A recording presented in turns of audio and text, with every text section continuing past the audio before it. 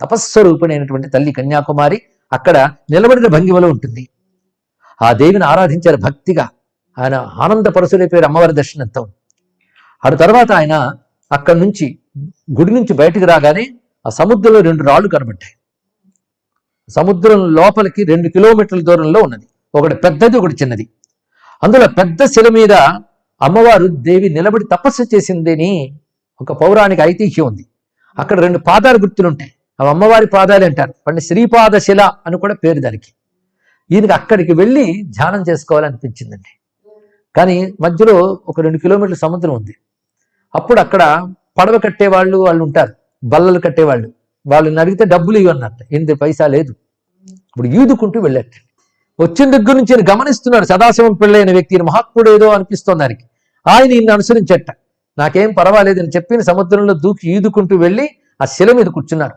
ఆ కూర్చున్నవాడు 3 రోజుల పాటు అక్కడే ఉండిపోయారు. 3 రోజుల పాటు నిశ్చలమైన ధ్యానం చేశారు. ఎవరిని ధ్యానం చేశారంటే భారతదేశాన్ని ధ్యానం చేశారట. ఇది చాలా గొప్ప మలుపు. ఆయనకి ఒక స్పష్టమైనటువంటి దర్శనమైంది భారతమాత గురించి. వెంటనే అమ్మవారిని నమస్కరించుకున్నారు. భారతదేశం గురించి తలచుకుంటూ కళ్ళ బొటబొటా నీళ్లు వచ్చాయి.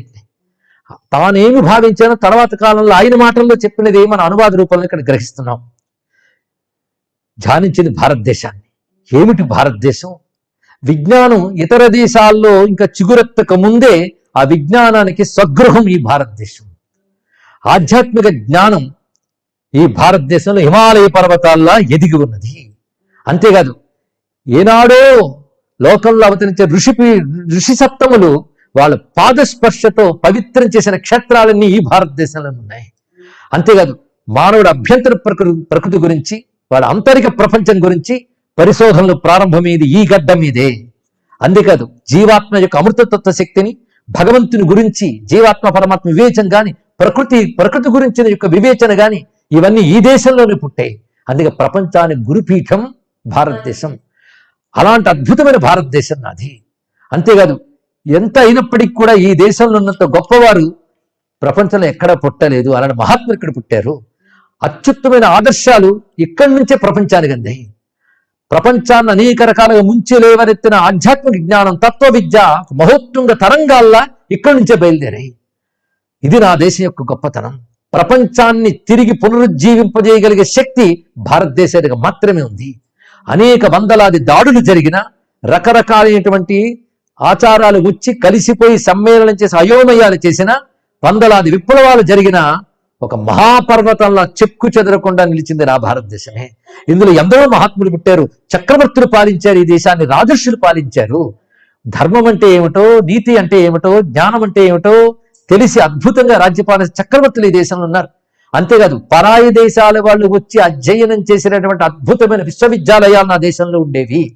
గ్రీస్, రోమ్, పశ్చిమాసియా, తూర్పు ఆఫ్రికా, ఆగ్నేయ ఆసియా దేశాలు, చైనా లాంటి వాళ్ళు వీళ్ళందరూ వాణిజ్య సంబంధాలు ఏర్పరచుకోవడమే కాకుండా గ్రీస్, మధ్యాసియా, Sri Lanka, Burma, Java, Sumatra, Cambodia, China, Tibet మొదలైన దేశాల నుంచి ఈ దేశానికి వచ్చి విద్య నేర్చుకున్నారు. వాళ్ళకి విద్యనిచ్చిన తక్షశిల, నలంద, విక్రమశీల, విజయపురి, కాంచీపురి మొదలైన విశ్వవిద్యాలయాలు ఇక్కడ ఉన్నాయి. అదేవిధంగా అజంతా, ఎల్లోరా, మహాబలిపురం మొదలైన అనేక ప్రదేశాల్లో శిల్పాలు, చిత్రాలు, ఎన్ని వైభవాలు, ఎలాంటి కళాకారులు, ఎలాంటి చిత్రకారులు ఈ దేశంలో జీవించారు.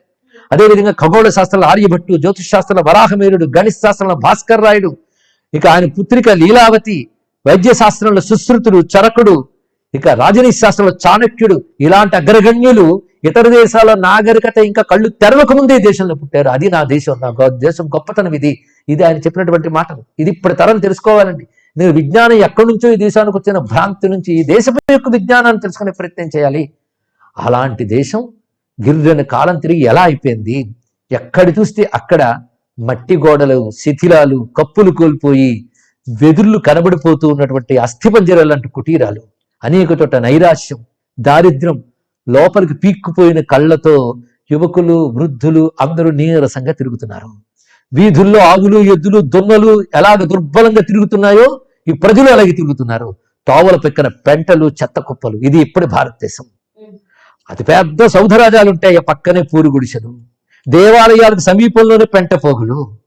ఒకవైపు అతి విలువైన వలువలు ధరించి వెళ్ళిపోతుంటారు సంపదలో ఉన్నవాళ్ళు, వాళ్ళని చూస్తూ కాంతి విహీన నేత్రులతో దీనులు, అన్నార్తులు, పేదలు ఎంతమంది, నా దేశంలో ఈ పేదరికం పోవాలి, బాధ అనేది ఉండకూడదు, ఎంత బాధపడేవాడండి ఆయన అక్కడ. ఇలాగా ఆర్తితో ఆయన చాలా విలపించి ఈ దేశానికి పునరుజ్జీవనం కలగాలి. అసలు ఈ దేశం ఇలా అవడానికి కారణం ఏమిటి? చాలా మంది హిందూ మతం వల్లనే దేశం ఈ పరిస్థితి చేరిపోయిందని అంటూ ఉంటారు మేధావులు అనుకునే వాళ్ళు. చాలా తప్పు. ఇది కేవలం రాజకీయాల వల్ల జరిగిందే తప్ప మతం వల్ల కాదు.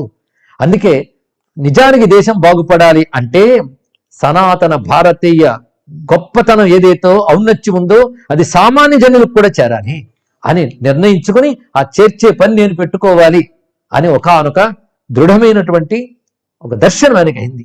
దానికి ఉద్యమించాలి, అంతేగాని వ్యక్తిగతంగా నేను ఎక్కడికి వెళ్ళి ఏకాంతంలో సమాజంలో ఉండాలనుకోకూడదు. అందుకే ముందుగా పాశ్చాత్య దేశాలకి నా దేశం గొప్పతనాన్ని చెప్పాలి, వాళ్ళ చేత గౌరవింపు చేయాలి, వారి ద్వారా నా దేశానికి సంపద ఇవ్వాలి. ఎందుకంటే ఒకరికొకరు ఇచ్చిపుచ్చుకోవాలి కదా. వాళ్ళు మాకు ఆధ్యాత్మికంగా బోధించక్కర్లేదు, మతం గురించి బోధించక్కర్లేదు, అవి ఇవ్వగలిగే సత్తా ఈ దేశానికి ఉంది, అది మేమిస్తాం. వాళ్ళు సంపదని, సైన్స్ని ఈ దేశానికి ఇవ్వాలి, అలా ఇచ్చేటట్టు చెయ్యాలి. ఇది నా యొక్క లక్ష్యం అని భావించి ఆయనకు స్పష్టత వచ్చి అక్కడి నుంచి క్రమంగా 3 రోజుల తర్వాత ఆ శిలను విడిచిపెట్టి వచ్చారు. అది ఇప్పటికీ కూడా వివేకానంద రాక్ పేరుతో ఒకనొక దర్శనీయ స్థలంగా భాషిస్తూ ఉన్నదని. ఆ తర్వాత ఆయన క్రమంగా రామేశ్వరానికి చేరుకున్నారు. అక్కడ చేరుకోవాలి కదా ఆయన తపన. అందుకే రామేశ్వరం చూసి అక్కడున్న శివుని దర్శనం చేసుకుని ఆనందంతో మద్రాసు చేరుకున్నారు.